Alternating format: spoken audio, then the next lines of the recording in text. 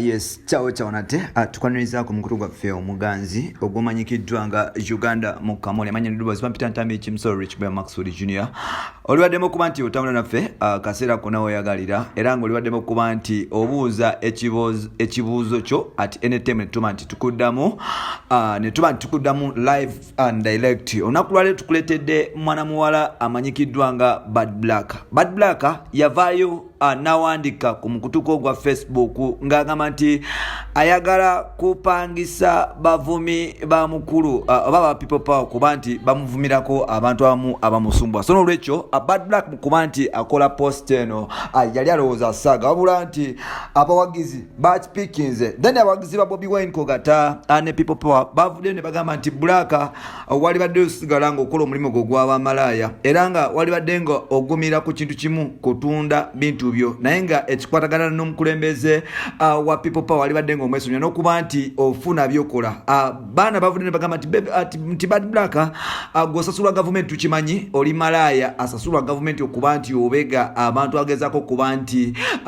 bavuganya gavumenti oba ovaayo kubega abantu opposition. So n'olwekyo tewali badde nga Bad Black oyasa amagamu ago ku Bobi Wine era nga Bad Black abagizi ba people power bagenzi maaso ne bagamba nti tebalabanko mukyala mutumbaavu na musirusiru nga Bad Black. Mbu Bad Black talina choice y'abasajja olwaleero ayagala abasajja ab'obunyama nga Sky West kogata Rabadaba ne Chali mbu Katala amanyikiddwa nga Bebe Cool.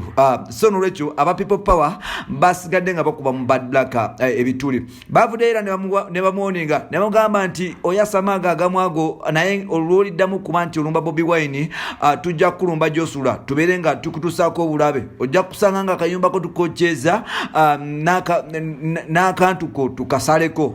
Bad Black bino bye yali birabye ayatandise okuba nti yagendako mikutu gye egya Facebook gata Twitter ne platforms endala ng'avaayo yeetondera abawagizi bano nga bagamba munsonyiwe bannange nze nali nsaaga mwali badde nga munta munvumye ekimala nze sirina problem na Bobi Wine era nga sirina problem na muntu yenna awagira Bobi Wine wabula nga nze Bad Black mbadde nina abalabe bange nga ndaba abasajja ba people power n'abakyala ba people power bali badde babankolerako because be bakafulu b'okuvuma mu Uganda.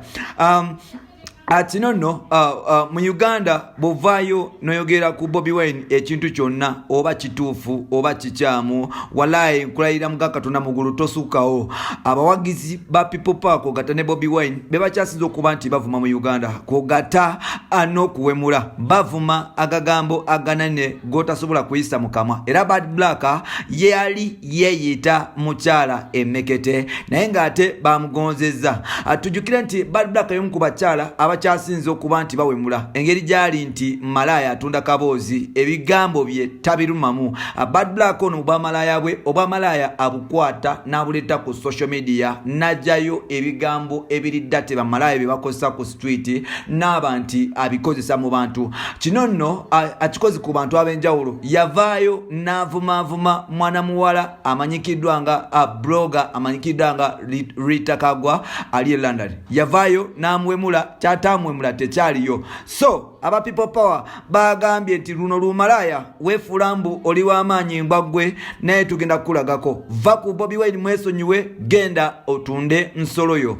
Simanyi ki kyokyogerako ku kintu kino naye ng'ate nze nsuubira nti ebirungi ebibi ebibiri tebikola kirungi yadde ekimu. Nsuubira nti twali badde tuleka Bad Black noba Bad Black we n'akola emirimu gye naffe abawagira the ghetto gladiator tuba nti mumuwagira mu mirembe because once you start attacking people like that abantu bajja twala nga abawagizi aba Bobi Wine abali violent. Kino mbadde ngezaako kuwa opinion yange nange temunvuma bannange omanyi mwe muvuma nnyo mbadde ngezaako kuwa opinion yange. So n'olwekyo Bad Black abawagizi ba Bobi Wine bamulazeeko bamugambye tunda nsolo oyo va ku president waffe olegagamwa okolera mu 7 tukumanyi. Bino n'ebirala bibonera mu episodes zaffe zirako nsikadde Ntambi Kimso. You can follow me on Facebook nkozesa Kimso 16 then Ntambi Kimso ku Facebook then on Twitter nkozesa Kimso 16 ate bogattako wali eri bwe tugenda ku mukutu gwaffe gwa TikTok era nkozesa Kimso 16.